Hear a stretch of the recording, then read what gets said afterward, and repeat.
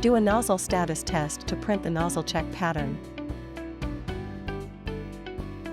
And if the detection lines are perfect, then you need to adjust the image's color mode. Open the image in Photoshop, click Image, then Mode, and select CMYK color. Next, click Edit, then Convert to Profile. In the pop-up window, find Destination Space, then Profile, and change it to Working CMYK. Click OK to save the changes. Click Save to save the file and export it as a PNG. Import the image into RIAN software. Click Spot Color. Select Empty Image Base.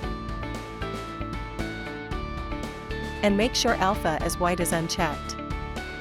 Now, you can print your image correctly.